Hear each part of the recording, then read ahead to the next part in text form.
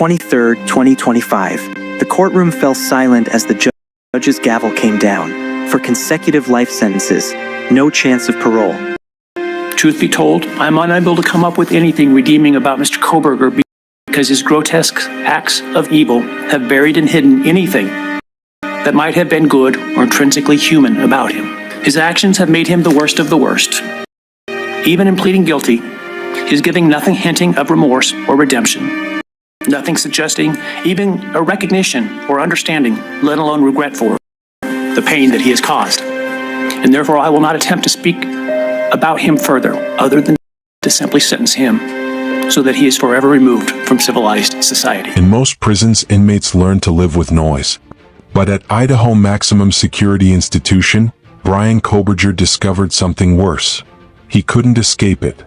Within days of arriving at his permanent cell in J Block, the voices started coming through the air vents. Constant, relentless. Voices he couldn't see, couldn't respond to, couldn't silence. This wasn't random prison chatter. Other inmates had found their target, and they knew exactly how to reach him through the shared ventilation system. For someone who once studied criminal psychology from the safety of academia, this was his new education, taught by those he might have once analyzed as case studies. Welcome to Bryan Kohberger's Forever. On July 23, 2025, Bryan Kohberger was sentenced to consecutive life terms without parole for the deaths of 4 University of Idaho students. The judge's words were direct and unforgiving, stating that Kohberger's actions had buried any trace of humanity within him, and that even his guilty plea showed no genuine remorse or understanding of the pain he caused. That evening, he arrived at Idaho's only maximum security facility, located south of Boise. This isn't a place for rehabilitation or second chances. It's designed for one purpose: permanent removal from society under the strictest possible control. The facility itself tells you everything you need to know. Every piece of furniture is bolted down. Outdoor recreation areas are concrete boxes surrounded by metal fencing. Cameras watch every corridor. Movement requires restraints. This is architecture as punishment, cold, unchanging, and absolute. Coberger was assigned to J Block, which houses approximately 30 of Idaho's highest-risk inmates, including death row prisoners. His neighbor? Chad Daybell, convicted in one of Idaho's most notorious cases. These aren't men waiting for release. They're men who've reached the end of the line. For Coberger, this would be home. Forever. Most inmates entering maximum security understand an unspoken rule. Complaining marks you as weak. Drawing attention to yourself invites more problems. The smart approach? Stay quiet, adjust slowly, follow the routine. Bryan Kohberger took a different path. Within 4 days of arrival, while still in the medical transition unit, he filed his first complaint. The issue? He couldn't access JPY, the prison's electronic commissary system. Staff explained that account setup takes time after transfer. For Coberger, this delay was unacceptable. A breakdown in the system that needed immediate correction. It was a small thing, but it revealed everything about how unprepared he was for prison life. By July 29th, Coberger moved to his permanent cell on J Block's second tier. 2 nights later, he filed what would become his signature complaint, the voices through the vents. He described it as minute-by-minute verbal harassment, an endless stream of shouts, insults, and taunts that gave him no peace. Chris McDana, a retired detective familiar with the unit, wasn't surprised. I don't think Bryan Kohberger anticipated the psychological pressure from other inmates. It started immediately, and while he filed complaints, there wasn't much officials could do. A correctional officer confirmed hearing inmates yelling toward Coberger's cell but couldn't identify specific individuals. The complaint was closed. No action taken. The voices continued. On July 31st, 3 days after moving in, Coberger filed another grievance, this time about incomplete meal trays. As a vegan, he required specific meals, and he documented each time items were missing. The nutritional standard is not being upheld unless I receive my full tray, he wrote. Then came the flooding complaint. Other inmates were deliberately flooding their cells, creating chaos in the unit. Coberger requested transfer to B Block, a quieter section. Denied. Officials told him J. Block was generally calm and advised patience. In just 3 weeks, he'd filed 5 formal complaints. Prison observers quickly recognized a pattern. Paul Morrow, a retired NYPD inspector, noted, "Coberger appears overly focused on minor grievances. It doesn't suggest good adjustment." Keith Rouvier, a former prison minister, added something more pointed, "Inmates quickly learn who can handle pressure and who can't. Complaining too much makes things harder." Dr. Gary Brucato, a forensic psychologist, explained the deeper issue. Individuals used to structure, control, and analysis often find prison's unpredictability overwhelming. For Coberger, isolation didn't bring peace, it brought pressure.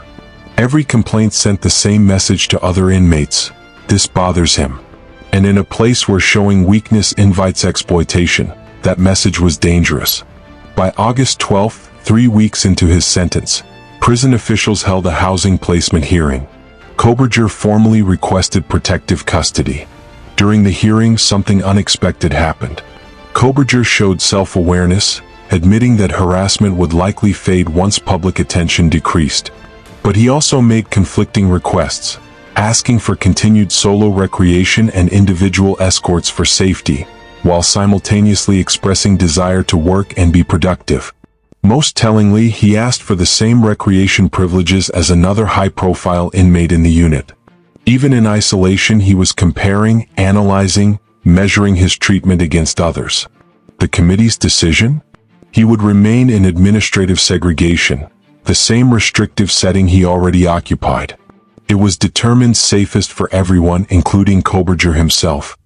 An IDOC spokesperson explained, "Incarcerated individuals commonly communicate with each other in prison. Bryan Kohberger is housed alone in a cell, and IDOC staff maintain a safe and orderly environment for everyone in custody." Translation: some noise and inmate interaction are normal. You'll need to adjust. Prison consultant Cameron Lindsay predicted Coberger's housing wouldn't change anytime soon. "He's in a secure setting that protects both him and others. My prediction is he'll remain where he is." Lindsay offered advice Coberger seemed unable to follow. Adjusting quietly to routines helps reduce tension over time. But quiet adjustment wasn't Coberger's approach. Each new complaint drew more attention, not less. By mid-August, Coberger's world had narrowed to an existence measured in minor victories and petty frustrations. A missing supply bag became grounds for grievance. Staff reminded him, requests process weekly. Wait your turn. On August 18th, he sent a thank you note to Sergeant Martin for helping with commissary printouts. His JPY account finally worked. For a man who once pursued a PhD in criminology, this counted as meaningful progress. Gratitude over paperwork, satisfaction about digital access. These weren't the concerns of a scholar anymore. They were the concerns of an inmate learning that inside these walls, everything small becomes large. Every delay matters. Every denied request weighs heavily. Time moves differently here, slower, heavier, endless. Then came the video leak rumor. Mid-August reports claimed short clips of Coberger in his cell had appeared on social media. Whether real or fabricated, IDOC launched an investigation and warned staff about severe consequences for recording or distributing security footage. The rumor spread anyway. News outlets covered it. Inmates whispered about it. Defense attorney and Taylor condemned it publicly, calling for respect of the justice process. But for Coberger, the message was clear. Even here, privacy is illusion. The world still watches. The spectacle never ends. Understanding Coberger's sentence requires understanding J. Block itself. This isn't just restrictive housing. It's among the most controlled environments in Idaho's entire correctional system. 23 hours daily in a single cell. 1 hour for outdoor recreation in a concrete enclosure. Showers every other day. All movement in restraints. Meals delivered to the cell. Human contact minimal and controlled. The inmates surrounding him aren't serving time, they're serving forever just like him. Many are on death row. Others have life without parole. These are men who've already reached their ending. The difference? Most have accepted it. Coberger hasn't. His complaints prove it. Each grievance about missing food, each request for better conditions, each demand for transfer, all reveal someone still fighting against the permanence of his situation. During sentencing, Kaylee Goncalvez's mother told him directly, "May you continue to live your life in misery. You are officially the property of the state of Idaho." That phrase captures his new reality perfectly. Every moment, every decision, every aspect of existence now belongs to the system. His life is no longer his own. Here's the question that haunts this case. Is this punishment worse than execution? Consider the alternative. Had Coberger received a death sentence, he'd face years, possibly decades, on death row but with a defined endpoint. However distant, there would be finality. Instead, he faces something different, 50 or more years of exactly this. Same walls, same routine, same voices through vents, same concrete, same isolation. No parole, no release, no change. Death is final. What Coberger experiences is ongoing, a slow erosion of self through monotony, loneliness, and loss of control. Research shows long-term isolation causes disorientation, anxiety, depression, and cognitive decline. Every morning brings identical silence. Every night brings identical darkness. Every day blends into the next in an unchanging loop. And he knows, with absolute certainty, that this is forever. Inside IMSI, nearly every decision is made for him. When to shower, when to eat, when to step outside. Even commissary orders require approval. His life is structured by the minute with virtually no personal autonomy. The psychological weight of this, the certainty of permanence, may be the cruelest aspect of all. There's no escape except through time itself. And time in a place like this becomes the punishment. At his sentencing, the victims' families made clear they wanted him to live with the weight of his actions. That wish appears granted. Coberger's punishment isn't dramatic. It's quiet and relentless. The voices through vents continue. The paperwork continues. The days blur together in endless repetition. This is Bryan Kohberger's reality. This is his sentence. This is his forever. And unlike death, there's no end, only time. The question remains open. In a system designed for punishment, which is truly harsher?